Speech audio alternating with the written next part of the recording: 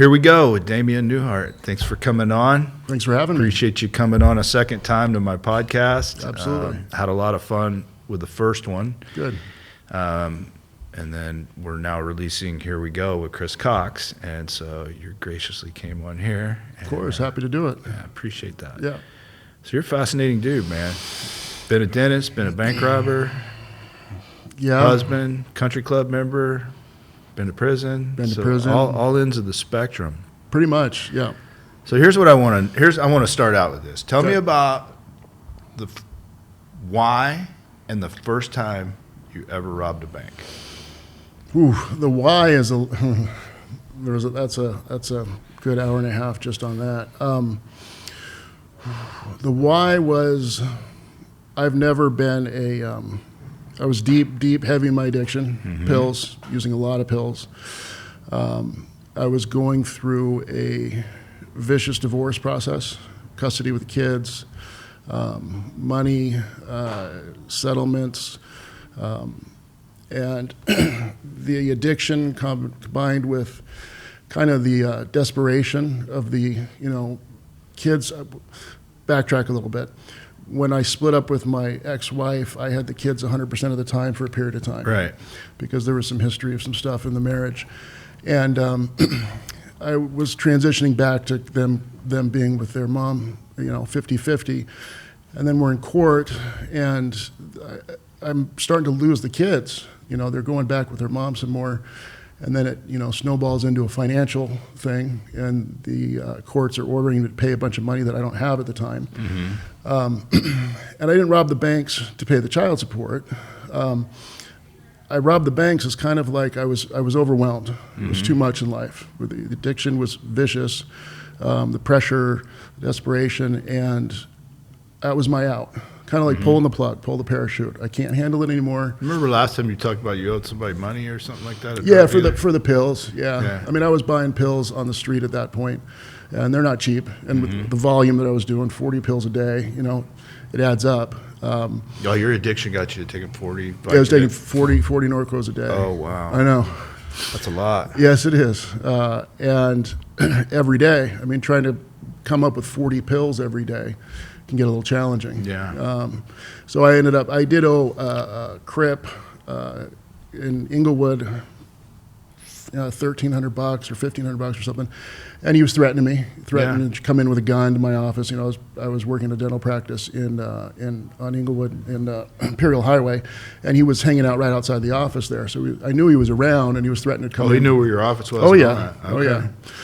So I don't know what made me think of bank robbing. There's a lot of ways that I could have gotten money, and I didn't choose any of those ways. I chose to go rob a bank. I think we touched upon this last time. In my head, I had walked myself all the way through getting arrested, trial. I could convince a jury that it wasn't me. I would get out of it. In my addiction-infused brain, I thought it was actually a pretty good idea. So I decided to rob one bank, not near home, Orange County. It was up in L.A., in Hermosa Beach. And I went through the process of disguises and what am I going to wear, and mask, no mask, and glasses, wig, clothing. And I put on a disguise for the first one and walked in, and I looked so ridiculous that I could see the teller was reaching down to kind of hit the alarm button the second I walked into the bank. Yeah. So you smelled like a bank robber. I did. In the door. I did. So you kind of did some research on what a bank robber should look like. Google you it. Dressed up like a bank robber. I've seen movies. And they're like, oh, you didn't have a Ronald Reagan mask on. No. Was that But movie Point Break? Where I looked, I looked absolutely ridiculous. But the Hollywood movies, internet, I learned about bait bills and die packs and all that stuff just by Googling it. What do you do with the money when it blows up in your on you when you run out of the bank? I researched all that stuff, so I felt fairly confident that I was going to get away with it. Is there anything to do with the money if it blows up with the die? No, you got to throw it away. You're hit. You got to throw it away. And whatever you're wearing as well. I never had that happen to me, thank goodness. So I yeah, I just decided to go rob that first bank. No gun, you know, I didn't have any weapons on me. I already knew at that point that the tellers were, they're trained to pass the money over, you know, and they don't keep a ton of money in the teller's desk. And I wasn't trying to get $100,000, you know, I needed to pay the crip, and I was more worried about coming off the pills.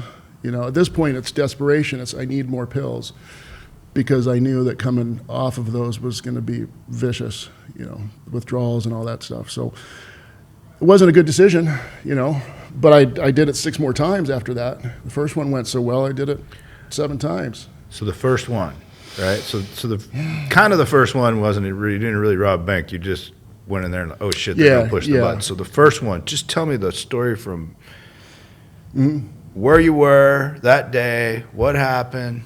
Okay. The one that the first time I actually robbed. Yeah, where you got some money.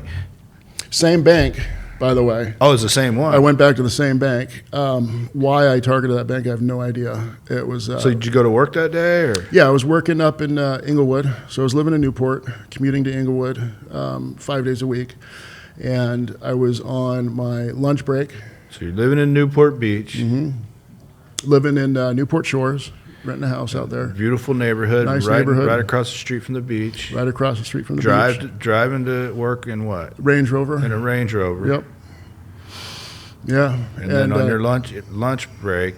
On my lunch break, I was working with, who is currently my wife now, but at the time we were dating and engaged to get married, and I was working with her. She was kind of running the office, and obviously she had no idea what I was doing, not a clue. And I think that first time I had told her that I had to go to the DMV or something for about an hour or so. Right. And so I jumped in the car, drove over there, and this is before we had GPS, you know, tracking and all that stuff. And so I'm nervous heading over there, you know, thinking, am I going to do this? Am I not going to do it? Obviously wasn't thinking too clearly, generally speaking. And then I parked on the street, so I'm looking for cameras, right? Making sure there's no cameras around. Did you Google that, or you just had the wherewithal? That was just instinctual. Okay. Yeah. Good question. Think I found a spot, no cameras, parked the vehicle, get out, and walked in. And at that point, it kind of just turns into a fog, right? Like I'm not really thinking clearly. It's like a dream. Like it's not real. It doesn't feel real. I kind of feel like I'm outside of my body. Was it crowded? It was lunchtime. No, there was hardly anybody in there. I think that's why they picked this bank. It was small. There was only 2 tellers. It was a little bank. And I walked through the door. I went up to the desk where you write the, you know, your teller receipt, your deposit receipts, and all that stuff. And I wrote out a note. Oh, you didn't have it already written out? I wrote it out there. I think I had one in my pocket. But I was trying to make myself look busy in the bank, I believe, if I remember correctly. And so I brought my own pen. You know, I didn't want to leave fingerprints on the pen. I was very careful not to touch anything, and grabbed the piece of paper, wrote the note out, and then walked up to the teller and just passed her the note. And this one was, this was a woman, and I remember the look on her face. You know, I remember each one of them. Every teller that I was dealing with, and she wasn't scared. I shouldn't say that. I don't know. She didn't look scared, but in my mind, looking back on it, you know, she was most likely petrified. She didn't know if I had a weapon on me or not. Absolutely. So I'm looking at her, thinking she's cool, calm, and collected, right? So I'm justifying it in my head, like, oh, she's a professional. This happens to her all the banks time. get robbed all the time. Right. She's probably fine. When in reality, she was probably scared to death. She looked very composed, and she tried to keep my note, right? Probably to get my fingerprints, and I took it back from her. And she pulled the money out of the drawer, and I'm watching it to make sure she's not doing it. Not that I'm going to do anything about it, but make sure she's not putting anything in the bills or hitting any alarms. What I learned later is that they've got alarms down by their knees. They're all over the place, so they can hit them anywhere. Plus, I'm sure the other person in the bank already knew what was going on at that point. She handed me the money. No other customers were in the bank when this happened? No, not one. It was just the people that worked there? Yep. I think there's 3 people. There's 2 tellers and somebody sitting at a desk. And she passes the money, and I grab it. I said, thank you, you know, and And I left, bolted out. As I walked out, there was a customer coming in. He kind of held the door for me. And I walked out and just beelined to my car and got out of there. It took me a couple days to really settle in, like what I did. I was How much money did you think you got your first time? $1,800, I think. So just enough to cover the bill to the crib. Yeah, it was like $1,800. Did you go pay him right away? I don't think I did. I don't remember, to be honest with you. They all kind of blend in together. I remember the first one. There's a couple that stick out a little bit more than others, but. All right, so you go home. What do you mean by that? It takes you a couple of days to process. You go home that night. Did you go back to work? Yeah, I go back to work. And you do like dentist Yep, stuff. as if nothing happened. Like you're fixing cavities and doing root canals Yep. and all that stuff. I wasn't doing the clinical aspect at that point. I was managing the practice, so Okay. I wasn't physically doing any dentistry. I was more. We had multiple dentists working there, and so I was kind of running everything, but I wasn't, hands and mouth at that point. Yeah. I think at that point I didn't have my dental license anymore at that point. Okay. Because of previous pill stuff, and I walked back into the office, and my fiance looks at me, and she thinks everything's, how was the DMV? Mm-hmm. Oh, it was great, wonderful, and I was able to compartmentalize it and block it out as if nothing happened, completely. Like I went on with my day as if it was nothing. I didn't even really think about it until a couple days later when it really settled in. I don't mean to laugh. No, I know. But you just like went and robbed a bank. Yep. Compartmentalized. Totally. You're so high on pills. Mm-hmm. You're like, okay, what's next? Yeah. Hey, I got to write the check for this. Move I on got to send something this. else. You're Yep. doing all your work. Yeah. You come back to Newport Beach in your Yep. Land Rover. You Yep. only got like $1,800 for robbing a bank. Yeah. And then, I did you go to the country club that night? No, I lost the country club. I didn't have it at that point. I had to get rid of that. That was a good question, though. Yeah, I just blocked it out. You know, it's the delusion of the disease. We're able to do that, Right. and justify things. I mean, that's if I truly dropped into the remorse and the guilt and the shame and all that stuff of what I did, I wouldn't do it again. We're able to kind of push that out of our mind, and that allows us to do all the crazy, dysfunctional, chaotic stuff that we do as addicts and alcoholics. So I was very good at that, and blocked everything out, went on with my life for about another week, and then I robbed another bank. I don't remember the circumstances leading up to that particular one, but they were all kind of the same. I needed money, but I really didn't. I mean, I had other sources of money. I could have gotten money somewhere else. That wasn't the reason why I was robbing the banks. I know that now, looking back on it. In the time, I think I need the money, but looking back on it, knowing what I know now about myself and kind of what I was going through, there was a lot more going on that was causing me to go rob those banks. The divorce stuff was a big driver. The financial aspects of the divorce, it was basically, the weight of the world was on my shoulders. The kids were having a hard time with the transition between the homes, whether they wanted to stay one place or the other. 3 kids, somebody wants here, somebody wants there, and I feel that I've got to save everything with the kids, and that combined with the business, it was too much for me. And a lot of stress, a lot of weight on your shoulders. Yep. Do you think that maybe deep down inside, subconsciously, you knew you were going to get caught, and this was kind of an end game for you? Yeah, I've said this before. I'm not a suicidal person. I've never thought of killing myself. It's never crossed my mind. But this was my form of that. This was like my suicide from that life, in a sense. And I had, over the years, with the dental practices and the family, and these are all things that normal people can handle, no problem. But as an alcoholic, as an addict, with my thinking and my behaviors and my beliefs about myself, I really struggled with those things. The normal day-to-day functioning stuff that most people do, I really had a hard time with, partially because of the addiction, for sure, the alcoholism and the drug addiction. But then the primary, what was going on with me, like how I felt about myself, how I viewed myself, what I thought of me as a human being was really bad. And I didn't realize I was capable of doing all those things. So it became too much for me. And most people would say, well, that's that's life, man. Like, deal with it, right? You got bills, you got kids, you sign up for that. But for whatever reason, I wasn't able to handle it all. Plus, there was the divorce stuff and the family law court stuff that was going on was really heavy, and that was draining me because I was fighting with everything I had for my kids. Like, every ounce of my energy was going into getting them in my home. And as the family law courts are set up the way they are, as I started to lose that, it was really traumatic for me. So I think, I knew I was going to get caught. I mean, how could you not get caught? I Googled it, Every bank robber gets caught, just about. Yeah.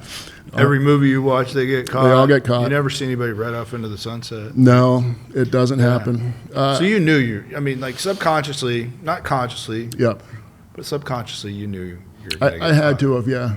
And, the stress, like we talk about stress is like addicts and alcoholics. It's like, everybody has stresses. Everybody goes through life stuff. But for some reason, our solution is to drink and do drugs, I know. which totally screws up our clarity. And then it's at least for me, it's that roller coaster of feeling okay when I'm loaded, and then they call it in the program that incomprehensible demoralization we feel when we finally wake up and sober up. Like, what the fuck did I do? It's a lot. I felt a lot of guilt with the kids. There was a situation early on in my divorce where, like I said earlier, they were all with me for a period of time. And I remember, and I think I touched upon this last time, at one point I was at home with the 3 kids and we were home alone, and I'm looking at them going, well, I'm it. Like, they need me and I need to stop like doing this, drugs and alcohol and all that stuff. And I just couldn't, being the alcoholic, drug addict that I am, I could not stop. So the prison stuff, going to jail and getting locked up is kind of helped. That was my bottom, obviously. But I needed some help to stop. I was going to meetings at the time back then, off and on, and I had a sponsor, but I wasn't obviously all in. I was kind of skirting around the program and knew some guys and was trying to get involved, stick my foot in, and come back out. And so I think I just pulled the plug, and that was it. So you robbed 7 banks. Yep. All right. And I told the story last time about Daryl calling me, our mutual friend, and saying, look up Rolled Sleeve Bandit on the internet. There's your face. Yeah. And I just couldn't believe it. I was like, wow. Yeah. You and everybody else. Yeah. And you know what? What's funny is I kind of could believe it, not because it was you, but because I know the disease of alcohol and addiction. Oh, yeah. And that whole thing about being powerless, like, you've done some pretty amazing things in your life with willpower, and, but like when we get to that point where we've crossed the line and we assume that role of being an active alcoholic or addict, nothing comes in front of using. No. Even though we don't want that to be the case. No, not even at though all. like we would like do anything for our children. Yeah. We can't control it at that point. I know. And this is a perfect example of that. I'm a determined individual. I was very successful at one point in my life, financially, business-wise. And I'm capable of doing, like you said, a lot of things, but not that. Yeah. And it was consuming. So I think I knew I was going to get caught. I had to have. At what point did you, in that 7 banks, did you feel like they were onto you? Never. It's not like they're not tracking me. They're not following me. I knew they were onto me when they busted me, basically. Do you think you could have stopped at 6 and gotten away with it? I think if I would have stopped at 5, I probably could have gotten away with it. 6 and 7 were on the same day. We're within an hour of each other. Those are the ones you got caught. Yeah, so I robbed one, I think, and I got closer to home. It was Huntington Beach. I got lazy, complacent. My ego probably had played a part in it, and I'm thinking, well, they're not going to catch me, and da-da-da. So I robbed one in Huntington Beach, and then while the cops were going to that one, I went and robbed another one, just up the street from the first one. And they busted me the day after that. I think it was the day or 2 days after. Mm-hmm. That point, they had posted my picture online, and as a matter of fact, the night before they arrested me, I looked at it, a patch or something online, and I saw a picture of me standing in a bank, help us find the rolled sleeves bandit, and I saw that, and I still kind of thought I was okay, So I'm posted on our local community, portal newsletter thing, my big picture, and I thought I was fine. That's the denial and the delusion of this disease. It keeps us going, right? I'd robbed banks. I'm there, flashed all over the media, and in my head, I'm still thinking I'm cool. Mm-hmm. So I went to work the next day, and there were. Okay, hold on. Yeah. I want to stop here. Do you know who called it in and said, "I know that guy"? No idea. Or somebody? Probably multiple people. Probably multiple people. Yeah. Because you knew a lot of people around town. Yeah. Okay, so you went to work. Mm-hmm. The next morning. Went to work the next morning, and towards the end of the day, everything's fine during the day. I wasn't even thinking about it. Mm-hmm. Not in my brain. Again, compartmentalized. It's over here. I'm over here working. And the way the office is set up, there's out on the street, there's a parking lot across the street from ours that you can see. And I did notice at one point in the afternoon, there was a lot of cops over there. Across the street, plainclothes cops, SUVs, and a few marked vehicles. But I didn't really, I didn't think anything of it. And then about an hour later, I see one of them kind of pull up into the parking lot and then pull away real quick. But even at that point, I wasn't even really thinking that they were coming for me. And then we're getting ready to lock up at the end of the day. I think we got another patient inside, a doctor, and I'm going out to lock one of the doors, and that's when they pulled up on me. And, full tactical team, and everybody's coming out of the SUVs, jumping curbs. So you're in your dental practice. Yep. Is anybody else there? I'm there. My fiance at the time is there, and one other dentist, one dental assistant, and one patient. We're all there. Okay. They were inside. I was outside in the front parking lot. All right. So what happened? You walked out. You're going home from work. Mm-hmm. Did your fiance ride with you that day, or you guys had separate? Yep. Okay, We so rode she was together. supposed to ride home with you. Yep. And were you guys walking out together? No, I had walked. They were still in the office. I was locking up. We had an orthodontic office next door. Okay. So I'd gone over to lock that up, lock the door, and I was walking back across the parking lot to the dental office. So it's about halfway in between the two offices, big open parking lot in the front. And there's two driveways, and that's when they came at me from different. So what does that look like? How did they come at you? Was it just like... Just like in the movies. They are quick. Yeah. Very fast, jump out of the vehicles, guns drawn, like immediately. They don't mess around. Telling you to get on the ground? They're telling me to get on the ground. Yeah. Yep. And I scared to death and dropped to the ground. I'm on the ground. They're on me immediately. I mean, they're remarkably fast, very efficient, and had me cuffed in 2 seconds. And I remember, and I think I talked about this last time, I had the guy's on me with his knee in my back, and I'm down in the parking lot, and I look over, and he's got his Homeland Security badge on his belt. And even at that point, being arrested, robbed 2 banks the day before, I'd robbed a total of 7 banks. I'm on the floor of our ground of our parking lot with a full federal tactical team on top of me. I see the Homeland Security badge, and I think in my brain, I'm good. Like, that's for terrorism. Mm-hmm. Like, they've got the wrong guy. Yeah. So I'm laying there thinking I'm not even going to get in trouble. That's how delusional. They're going to have to let me go. Pills. Yeah. I mean, it's mind-boggling. Yeah.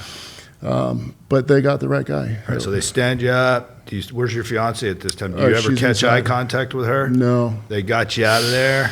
Well, they put me in the back of an SUV, and we sat out there. I sat in the parking lot for about an hour or so, because they've got me, but they're now gathering information, right? The cops are, there's... So they're talking to everybody in the dental practice? They're talking to everybody in the dental practice. There was probably 20 cops there, if I had to guess, 25 maybe.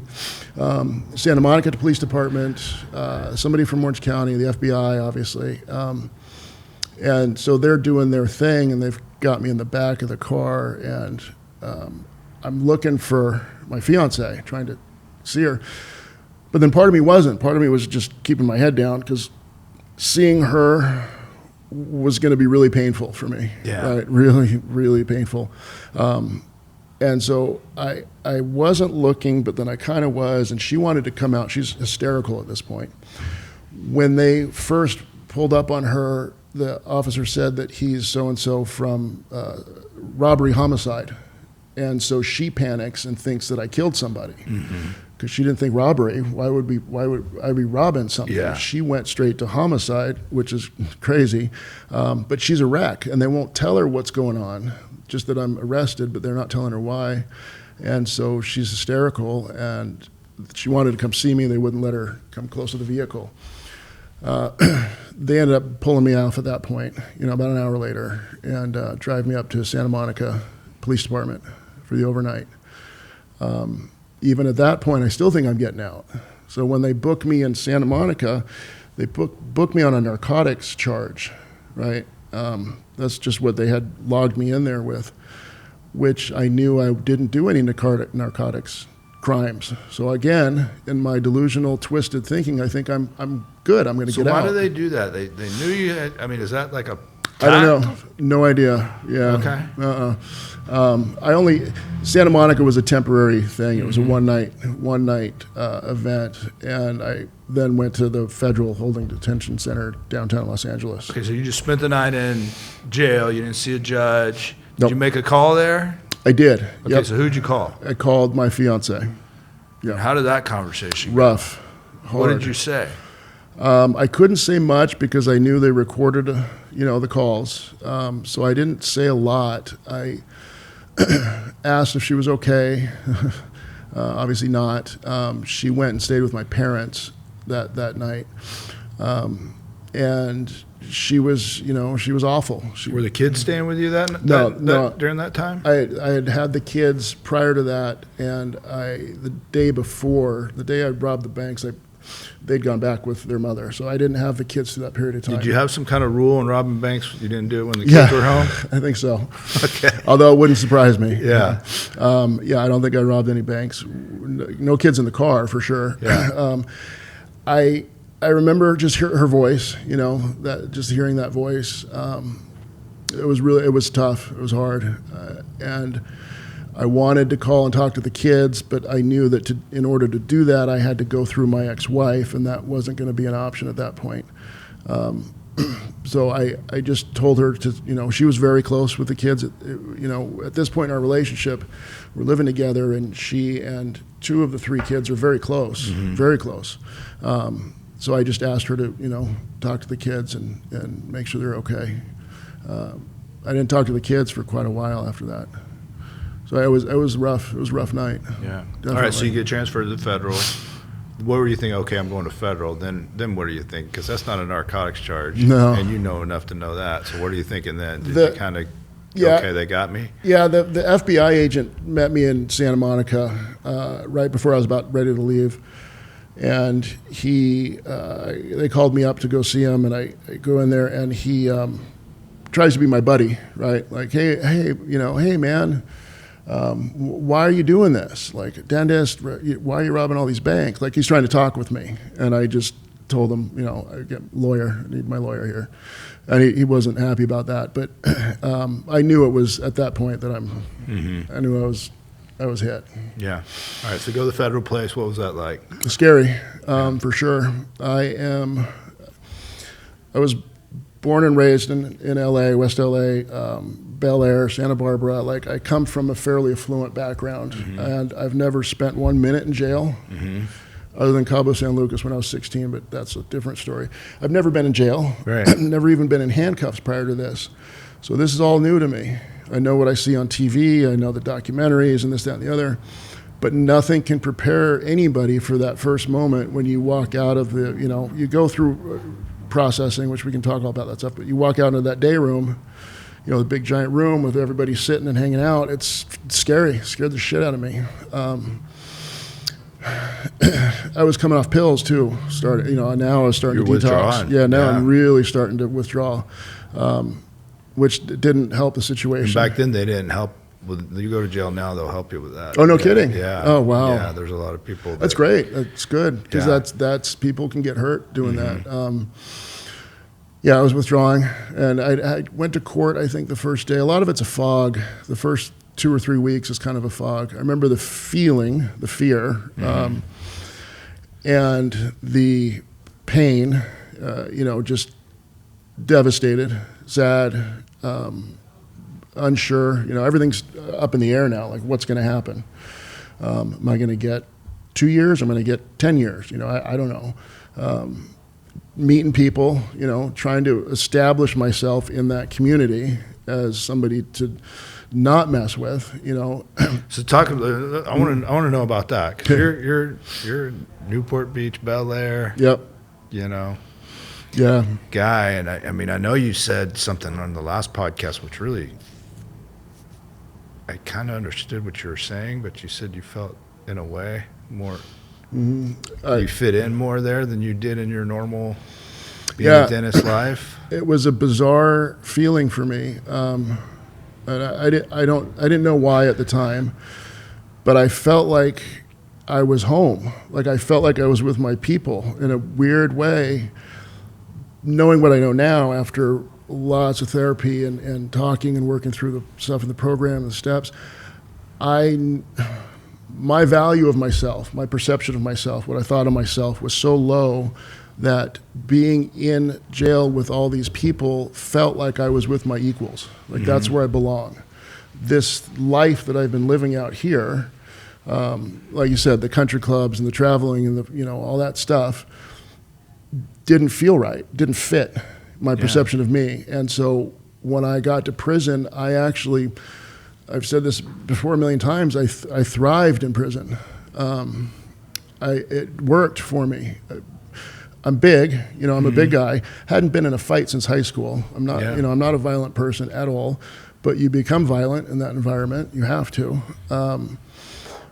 But I really kind of immersed myself in it and I don't want to say did good, but I moved up in the prison politic thing. So when you first got in, you're in the federal. That's kind of like the county version of jail, right? Yeah. So that's a federal jail while you're going through court and everything. Is that how that works? Yeah, it's a pretrial facility, so everybody there is on their best behavior. Everybody's waiting to get sentenced. So you're in there. It's a pretrial facility. You kind of want to. You're trying to figure out. Okay, I'm going to do this. Like, what was the first thing that stuck out in your mind? Like, oh, this is what I got to do, and this is how I got to be in here. Going to the bathroom in a room with the same guy, living in a cell the size of, a little bit bigger than this table with another man, that hit me more than anything. Like, there's no space. You don't have any space. There's no privacy. You can't get away. You're always with people. People are watching you all the time. There's no, you can't go in the bathroom and lock the door. So you kind of lose that sense of privacy and self and autonomy. That was one thing, and that it's never letting up. Like, the feeling, the vibe, and again, this was in a pretrial facility, so everybody's on their best behavior. There's not really much going on there because people don't want to mess up their sentences. Nobody wants to get in trouble. So everybody's pretty cool there. The racial segregation, I remember that. That was, there's a lot of rules to learn in prison. So how'd you learn the rules? Like, who taught you that? Like, you're in that part. Does anybody go, hey, you can't sit there, you can do this? How did that go down? Every unit has what's called a shot caller, just somebody for the different races that's kind of running things. And so he sat me down and talked me through it. And so the white guy shot caller talks you through it. Yep. Okay. And it's all, it makes sense, once you understand it. So what did he talk you through? Like, what? I'm you, you're him. Yeah. I just come to prison. What's he say to you? Let me think about this. What I want to say and what I can't. He said, be respectful of other people, everybody. There's a lot of respect in prison. Everybody's respecting everybody's space. The different races, there's a lot of respect between the different races. It's not racial tension all the time. Yeah. In prison, 99% of the time, the different races get along great. Okay. It's just usually one idiot from one race and another idiot from another race do something, and that's what causes the tension. But everybody gets along. But everybody's got their little sections. Certain people sit here, certain people sit here, certain people sit here, different TVs. You can't walk through somebody's area. It's disrespectful to them. So the respect was one thing for sure. Rules, food and eating, and there's a lot of them. Washing your clothes, wearing your clothes. That's at the pretrial facility. When you get to the prison yard, it's very different. Okay. So I want to get to the prison stuff, but then I want to talk about your case, how that played out. So I didn't know anything about the federal criminal system. I didn't know how it worked. I didn't know what they do. What the feds do is they give you an offer right when you get there, more or less, and say, here's what we're going to give you. What I didn't know at the time is the federal government it's like a 95%, 98% conviction rate. So once you're locked up in a federal pretrial facility, like you're going to prison, unless it's a fluke. So 90-something% of them dudes you're in there with are going to prison. Yeah. Okay. Yep. And the way the federal government works is if you don't take that first deal, like if you go to trial, for example, they're going to really come down on you because they're spending the money, the time, the energy, and they don't want to do it. So they're going to crack you in the head and give you a lot of time. If you go all the way to trial. If you take it to trial, yeah. And usually if you take it to trial, you're going to lose. It's almost a given. Not always, but it's more often than not. So they have sentencing guidelines. Certain crimes fit in certain windows, and you can only get sentenced within these windows. Each one of my bank robbery charges carried a maximum sentence of 7 years. And they could have stacked. If I would have taken it to trial, for example, I could have gotten 49 years in prison. Most bank robbers without a history of criminal history get 2 to 3 years. That's kind of the normal. Total. Yeah, there's not a lot of time. If you don't, with no weapon. Now, if you go in with a gun, that's a whole different story. So I had a federal public defender, and he basically sat me down and said, look, here's where you're at.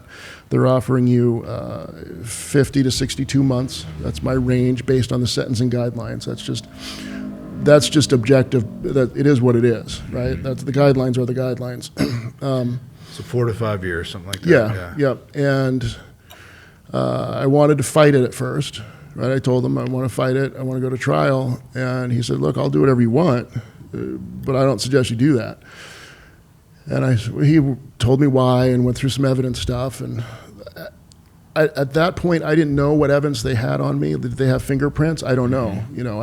Statements from different people. It was too soon for all that stuff to come out. But from talking to other inmates, inmates talk about their cases a lot. Nobody's got anything to do except talk about their upcoming trials. I learned that you take the first deal with the feds. State court's different. You can fight it, negotiate back and forth. You take the first deal they give you, or you're screwed. And so, because the next time they come, it's more. Yep, it's more.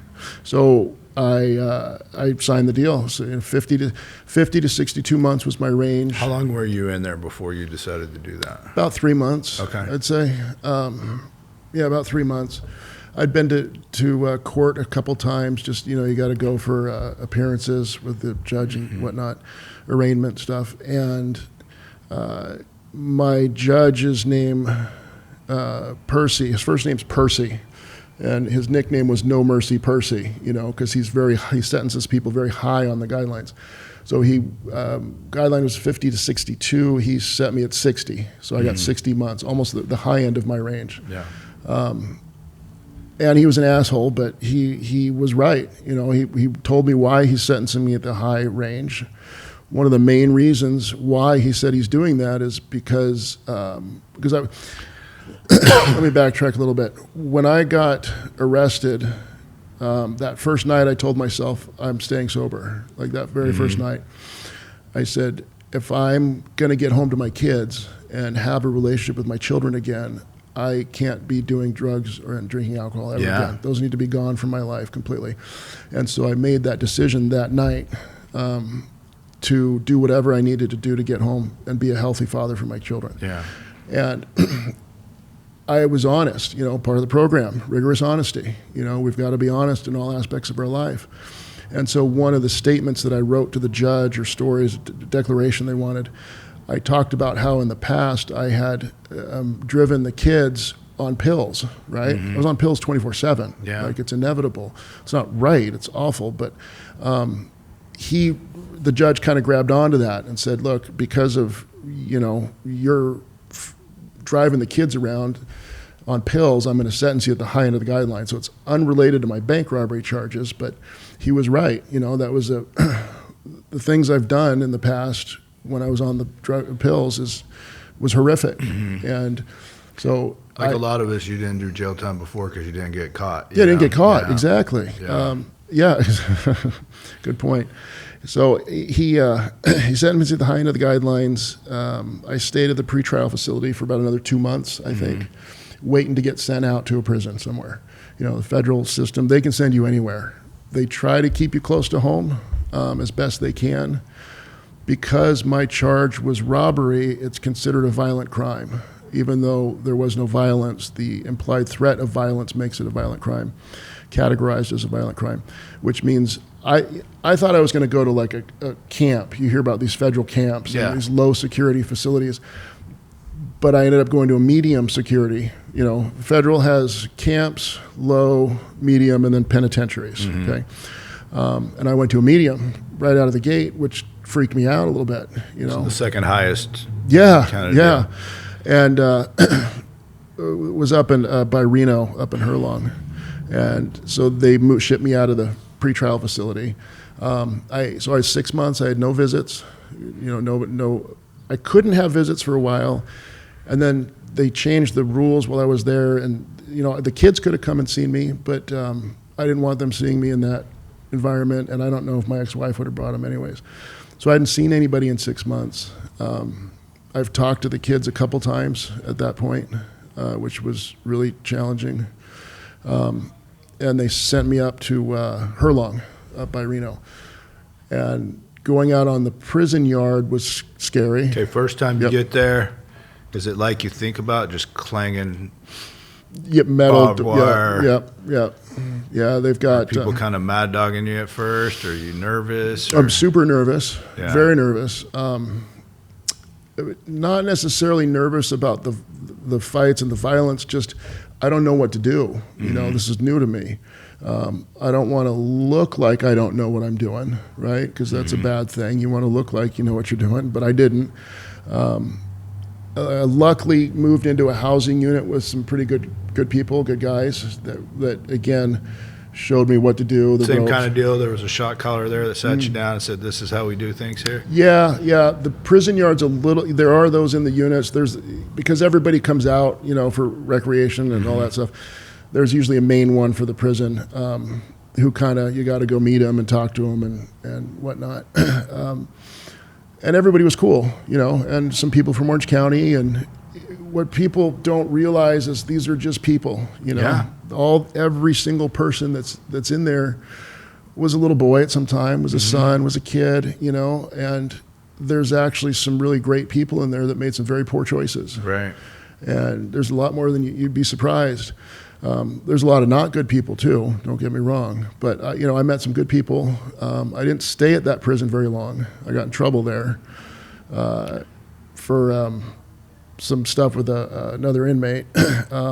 But I was angry when I got to prison. All right, so you get there, you meet this guy, you're a big dude. Do they go, okay, this is kind of like a guy for us to have on our side? And that kind of happened pretty quick. You got to kind of make a statement or make a name for yourself. You don't want to be seen as weak in prison. All right, so tell me about that. Like, and it's okay if you don't want to answer this, but like, first time you had a physical altercation in prison, how did that go down?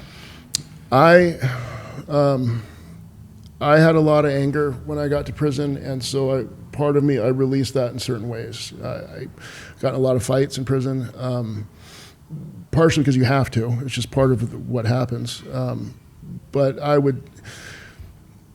there were some sex offenders that came in, and it's a new housing unit. And my understanding of prison is those people aren't allowed out, right? Like, they're not allowed to walk the prison yards. Yeah. Little did I know that the prison that I was at, and most of the federal prisons, there's so many of those coming out now because of internet stuff and child pornography. They're everywhere. Mm-hmm. And I didn't know that. So I'd just gotten there. I'd only been there a couple months. And some guy moved into our housing unit that was in for child pornography. And, I miss my kids. I see him as a scumbag, and I beat him up. Where'd you beat him up? Like, how did that go down? In his cell. Yeah. All right, so you just one day just went in there and touched him up. Yep. All right. And it wasn't, in prison there's hits, coordinated things that are planned. Somebody passes the word down, you got to go do something.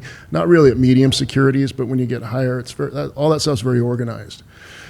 This was not. This was just me wanting to go beat the shit out of some guy, and I did. And that captain of that prison yard wanted to make an example out of me. So he sent me to a level 5 maximum security penitentiary in Kentucky. Because of that fight? Because of that fight. Because he didn't want... Did you beat the guy up pretty good? Yeah, I did. Okay. He wanted the sex offenders to be able to walk on that prison yard. I don't know if it's a funding thing with money or whatever it is. But that yard needs to be known as an okay yard, and I screwed that up for him. Mm-hmm. So they sent me to Kentucky. You go to the SHU, a special housing unit, which is basically a prison inside of a prison for a while after you get in the fight. And all right, so you went there right away. And right away. Is that where you're alone, like? Yeah. All day, every day? You have a cellmate, but you don't leave the cell. For 23 hours a day. Oh, you're in there with another dude. Yeah, you're in there with another dude. Yeah. Shit. 23 hours a day. Yeah, it's challenging for sure. Luckily for me, I can get along with most anybody. I'm pretty easygoing, except sex offenders. I don't get along with them. But it's not... It's a small space, and different personality types. There can be some conflicts. I've never had a fight with any of my cellies, I don't think. That's not true. But in the SHU, it's, you're in there 23 hours a day. The shower's there, the toilet's there, the beds are there. Probably having somebody there, though, is also mentally I think that's why they do it, because if you're in there by yourself, I think you go a little nuts. Because I was in there for 2 months, I think, at that point. And then you go to maximum security in Kentucky. Yeah. And what does that look like? Scary. They fly me from Oklahoma, from Victorville to Oklahoma. I drive down. Are you chained up on the plane? Oh yeah, the whole shackles. And what do you fly on? Is it like a special prison plane? Yeah. They have commercial jets. They just take all the logos up. But they I'm sure they own them, but they subcontract out the marshaling service. There's marshals, guns. It's kind of like Con Air. Literally, you got the marshals with the guns. Everybody's shackled up. But there's probably 150 people on the plane, I would think. You go fly into Oklahoma. They've got a federal transit center in Oklahoma, and then you go from there into Atlanta, another federal transit center. The whole trip to get to Kentucky probably took 3 weeks, I would say, for me. Fly to Oklahoma, wait a week or so. Fly to Atlanta, wait a week, and then get on a bus. The whole way over there, you're trying to find out about this prison you're going to, right? You have to talk to the people. Questions. Yeah, and every answer I heard I didn't like. As soon as I tell somebody I'm going to Big Sandy, their eyes light up. Bloody Mountain, or it's got all these crazy nicknames. So it's not a good prison. It was awful. I was scared to death going up there, really scared. I kind of moved into, long story, but you go through the R&D, they check you in, do all that stuff, paperwork when you get to the prison, and then they move you out to the prison yard pretty quickly. When you go through that R&D process, the cops of the prison, basically, not the guards, but like the special investigation services, they talk to you, look at your tattoos, gang affiliations and all that stuff. And he looked at they call it your jacket, but your folder, and he saw that I'd really not spent any time in prison. And so he asked me, he's like, are you okay to walk out here? Are you okay to go out on the yard? And I said, yeah, I don't know why not. And he was asking about gang affiliations, and he basically was trying to tell me I might want to consider checking into protective custody, right, where they just move you straight into the shoe, because he was looking and didn't think I'd be able to handle it out there. Understandably, you know. Yeah. Most of the people at that prison yard are lifers, anywhere from 50 years. Some of them have 300-year sentences. I mean, these guys there's some serious criminals. But no part of me wanted to go sit in a box for the next 2 years. So I went out to the prison yard, and I'm glad I did. You know, I met some great people, interesting people. But when I got there, the Mexican mafia, Black Hand from the Mexican mafia is somebody that's very high up in the Mexican mafia. There was the Black Hand there was from Orange County, surprisingly. And so he heard through his little network that some dude from Orange County is coming in. And this literally within 5 minutes of me getting onto that prison yard, I get called over to go meet the Black Hand from the Mexican mafia, who basically runs the prison. And he was amazing, super cool. He said to me, he said, look, you're a short timer. I don't know what you're doing here. Now he's a Hispanic gang member, you know. The whites and the Serrano Southsiders run together at the federal level. So he's on my side, kind of thing. And he said, look, you're a short timer. You're going to have to do what you got to do, but we're going to look out for you, get you out of here so you can get home. In prison, some people, they trip you up and they want you staying more. They want you doing more time. Like if I'm making money for people in prison or doing something that helps other people, they might get me caught up in more crimes, so I stay longer. Right? Nobody's looking out for you. Yeah, everybody's looking out for themselves. Oh man, yeah, it's brutal. But he was looking out for me. He was cool. He was phenomenal. And he said, look, just, you know, hang out, chill, relax. We're going to tell you to do some stuff, do it. And then, you know, just stay out of the way. Yeah. I said, cool, no problem. I can stay out of the way. Go back to my cell, and I get handed a knife, you know, 8-9-inch knife. And you got to keep that on you at all times. It's got to be on your body no matter what. There's a lot of rules. It's very militant in that high of a level federal prison between the inmates. Yeah. There's very strict rules that you don't violate. So I ended up doing some wild stuff there, got in some fights. Because I was sober, everybody knew I was sober. I was the one that held everybody's drugs. Right? Oh, wow. Because they know I'm not going to do them. But that's a challenge, being sober. Yeah. No? You were so committed to being sober at that point, you weren't doing it. Yeah, and it wasn't anything, you know, it was heroin and meth and stuff that I never really messed with anyways. And the cops knew that I was sober, so they never searched my cell. So I actually ended up living by myself a lot of the time, which was cool. And just kind of moved up the prison politics hierarchy and got in with the right people, which helped tremendously. Moved drugs around the prison and, you know, get in a fight, bring drugs back to the SHU, just all that prison stuff. Get in a fight on purpose so you go to the SHU. Yeah. You know, if drugs come in, you got to get in a fight, go back, the SHU, distribute the drugs. It's a whole thing. A lot of these guys are brilliant. You know, they've got there's some really intelligent people there that have done some pretty wild stuff. I was surprised, you know, they're just men, they're just guys. Like I said earlier, it's, you know, take their crimes out of the equation, and, you know, they're just like you and me. A lot of them are addicts and alcoholics, a lot of them. There's a lot of drugs in prison at that level. The cops kind of let it out because it keeps everybody at bay. Right. It keeps everybody calm. Yeah, it does, for Except sure. for the tweakers. Yeah, tell me about it. The cops let it run. The cops know everything. Like, if there's going to be a hit, the cops know about it ahead of time. Before it happens. And they let it happen in most cases because they don't want those guys out on the yard either, you know, because it just creates drama. Right. So I ended up staying there for a couple years, learned a lot. The entire time I was there, I'd been trying to get 12-step, you know, AA literature, you know. At that level, there's no AA meetings. None. At the medium security facility, there were. So my fiance would send in books or when I was in the SHU, she'd send in daily reflections. You know, I needed something. You know, I read a lot when I was in prison, but I was always trying to get more recovery literature because I was completely committed to, you know, stay sober and get home to the kids. But there's no resources in there for that because the cops don't really want that. You know, everybody's in there forever, more or less. Right. You know, life or close to it. So everybody's getting loaded. I was coming home, so I didn't want to mess with any of that stuff. Getting access to that was difficult. The inmates were cool with me being sober, right? I mean, when I was first there, people were trying to get me loaded and to do drugs.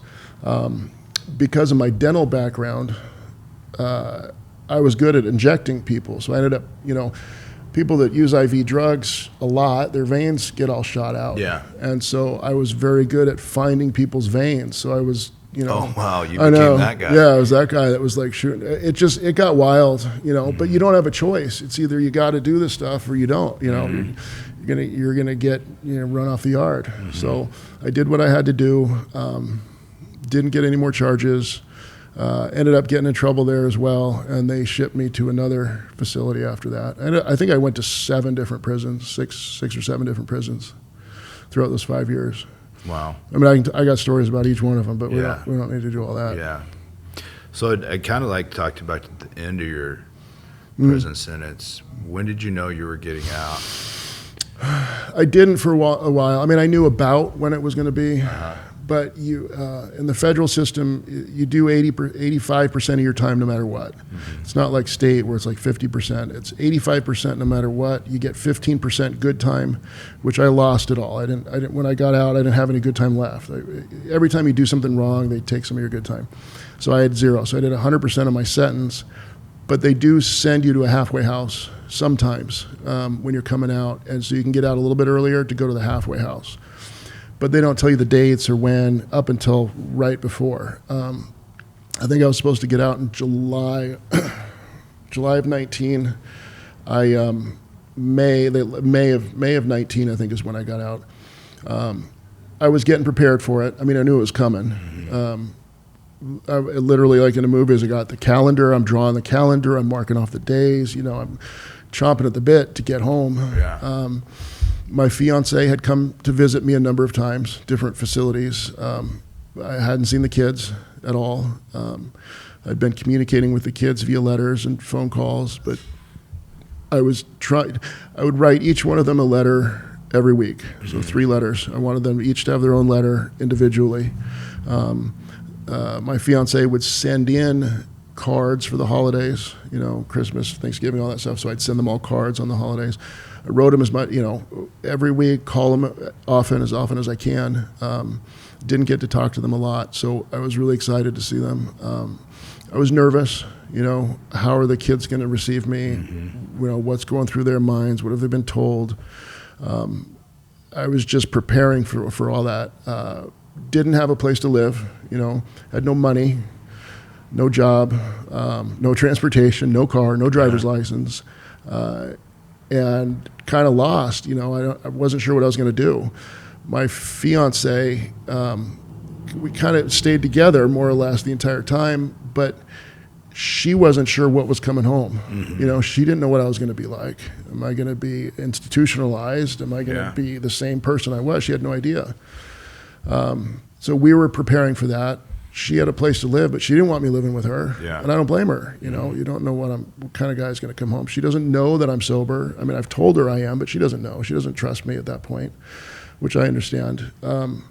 So I stayed in touch with a couple guys from the program. And as I got closer to home, one of them who put me up in a sober living house in Costa Mesa. He got me a place to stay for free for a while.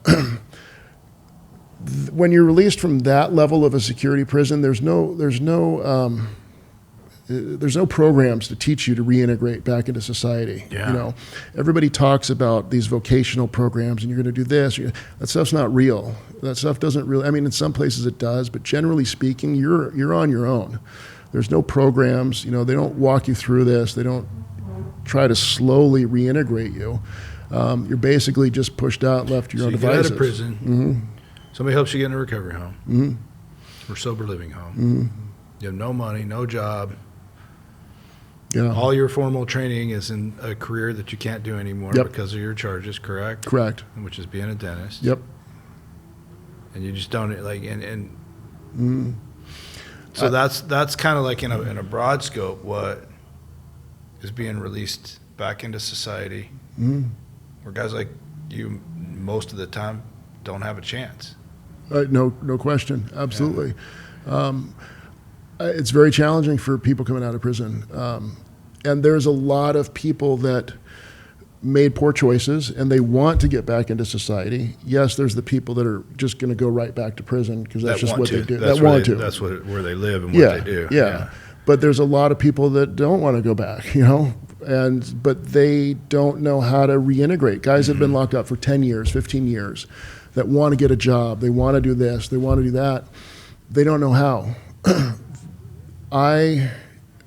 I researched a lot of stuff. I read a lot of stuff. I'm well educated. I'm well informed on a lot of these things, and the programs aren't really there.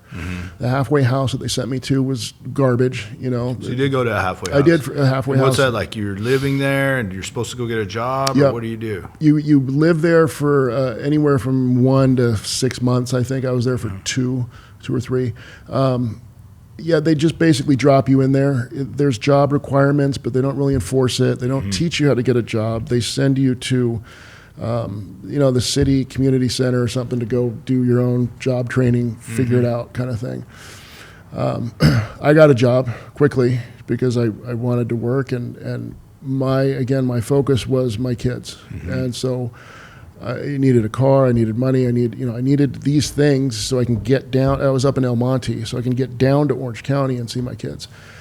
So I got a job working at a salad packing plant. Those prepackaged salads that you buy. I was the guy putting the chicken in the salad. I was stoked to do it. Super happy, loved it. And as it was, you think about it, my education and my background and what I was doing prior to that. I walked out of prison very humble and very had a very different perspective of myself. I kind of had because I was sober and because I spent 5 years getting sober, I started to see myself clearer, kind of who I am, what I'm capable of, and what I want to be. The father I want to be and the husband I want to be. And none of those things are possible when I'm doing drugs and alcohol. They don't go hand in hand. So if I want to be this loving father who's there for my kids, which was my number one mission coming out, I've got to be honest. I've got to live a life of rigorous honesty. That stuff just carried over into all aspects of my life, and same thing with work. The little job that I was getting at the salad plant, I loved it. I was thriving in there too, just working hard, taking pride in what I was doing. Everything that I was doing, I wanted to do it right. And just the little thing, granted I was locked up for 5 years, but these little things really meant a lot to me. So I had the job there, worked there for, maybe 6 weeks or so. Got down to Orange County. My fiance came up, saw me a couple times, drive me back down, or I think I might have taken the train once. But I finally got to see the kids. And that was a really emotional moment for all of us. Yeah. When I first came home from prison, my ex-wife was very receptive to me, inviting me into her home to spend time with the kids. And I remember the look on their faces, and they were just happy to have Dad home. They don't want to rehash everything. They don't want to go through therapy. They don't want to talk about it. They just want me there. They just want Dad to show up, sober. They can see it very clearly, and that was hard. It was really emotional. I had so much I wanted to do for them, make amends, and I realized I can't, what's done is done.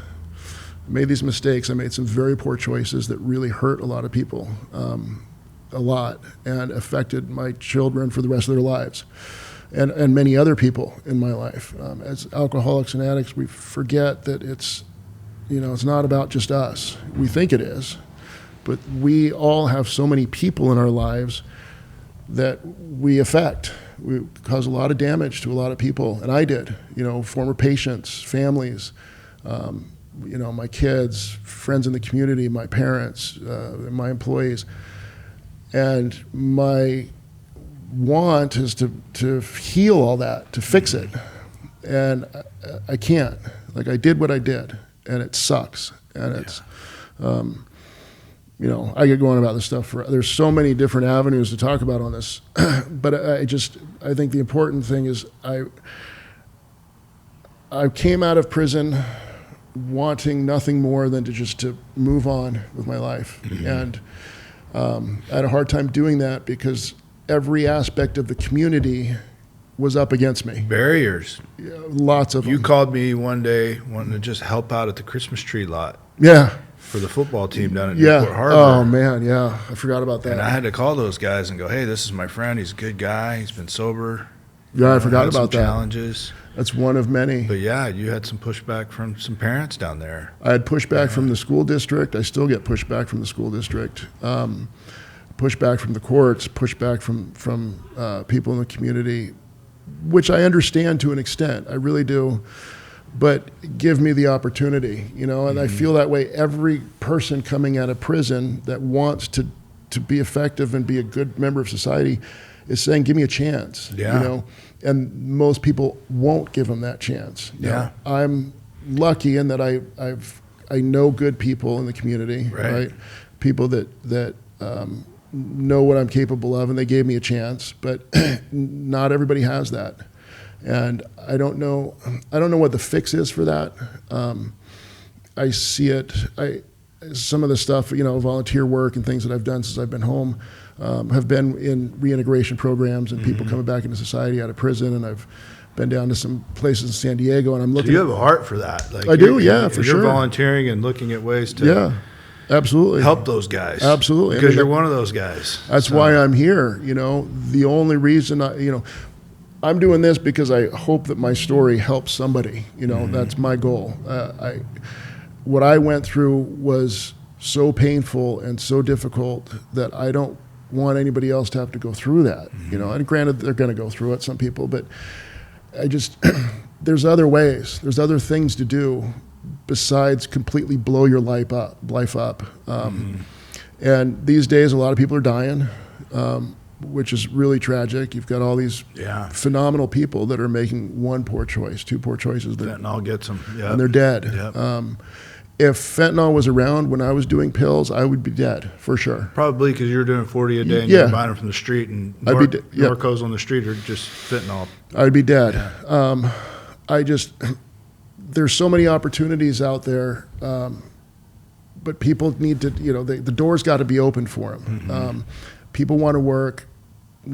People want to reestablish connections, their relationships. They want to get back with their kids. They want to be involved in their families. And these programs, like the school district, for example, they had a really hard time with me, because I'm trying to jump back in.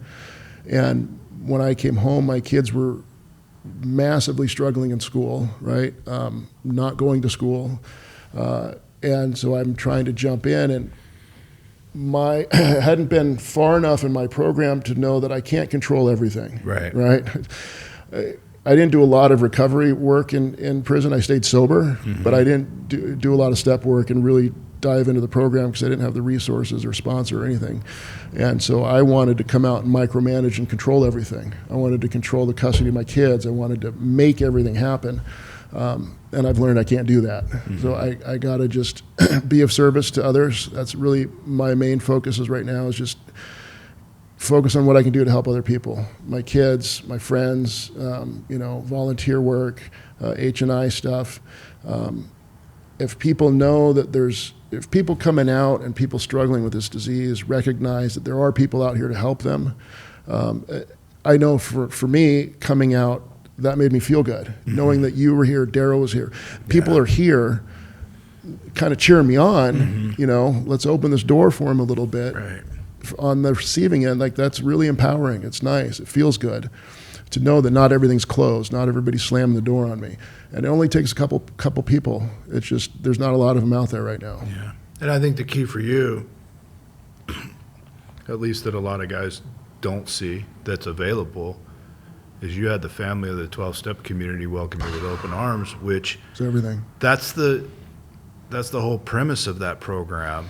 It was everything. And, we have that guy, Jim Willard, that says it all the time. We love you because you're an alcoholic and an addict sitting in here. Yep. And no other reason, So guys can always walk through that door. Oh, man. And if they walk in our meeting, they're going to be welcome with open arms. So I remember that first meeting coming home, first meeting I went to when I got back, Wednesday night meeting, which was my home group before I left. And I walked into that room, and it happened to be birthday night, and I was celebrating my 5th year at the time. And I remember walking in the room, and I see so many of the same faces, right? And everybody looks great. Everybody looks fantastic. And they're happy to see me, right? They're giving me hugs. And where else in the world could a guy coming home from prison who abandoned his children and wreaked havoc be welcomed with such open arms and unconditional love? I mean, it was everywhere in that room. that's so powerful. Oh, it was amazing. And I couldn't be where I'm at now if it wasn't for that. Everybody, it's wonderful. So you have a unique perspective, and I ask a version of this question to everybody that's on to kind of wrap up. What do you say to that person that's struggling with addiction, maybe just got out of prison, just got out of that stuff, and doesn't know where to go and what to do? Don't give up. It's how life is. Nothing's easy, right? It's takes a lot of work, a lot of persistence, and it will pay off at some point. It always does for people if you keep at it, right? You go to meetings, you listen to people, you take direction. I had a hard time with that at first. Coming out of prison, I'm very focused on me always. And then to hear my sponsors say stop, focus on be of service to them. What can you do to help them? For me in my recovery, helping other addicts and alcoholics makes a big difference for me. And so I think the biggest thing is don't give up. Stop trying to control everything, the outcome. Don't be outcome driven, because we get so focused on, I want that thing, I want to get here, I want to get there, that we forget there's all these steps we got to go through before that. And that's really the big one, is just you got to persevere and be relentless. You just cannot stop. Just keep pushing, because there's barriers everywhere for everybody in life, not just us addicts and alcoholics. And the people that are successful in life, they overcome those barriers. They make mistakes, they learn from their mistakes, and they keep going. And I think that's just what you have to do, because if you don't, the alternative is you go back to jail. Yeah. Right? Which is pretty shitty. Yeah. I don't want to go back there. No. Well, thank you for coming on. Yeah, thank you. I really appreciate it. I'm Me so too. proud of you and happy you're doing well. I appreciate that. Life is good. It's been like watching you. It's been like reading a novel that has a really happy ending. So, yeah, That's keep going. funny. We got time for a quick. Yeah, go. When I was at Big Sandy in Kentucky, remember the show A Current Affair? Mm-hmm. A Current Affair wanted to do a special on me. They called me down to the cell, and the producer called, and they wanted to come out. And I talked to them, and I said, well, what's the story? What are you doing? And they said, well, we're doing a story on people that started out here and went fall from grace stories. And I told her, I said, well, what about the redemption story? And she said, well, nobody wants to hear that. We want the fall from grace story, the sensationalized fall from grace. I said, no, get out of here. Yeah. Come talk to me in 5 years when we're doing the redemption story. I'm happy to do it. Yeah. And it's just it's been a bizarre experience. The last 10 years have been amazing and awful all at the same time. We're all about the redemption story. Oh, yeah, it's beautiful. It's awesome. Yeah, well, thank you, brother. sir. Love you, man. You too. All right. That was great. Thank you.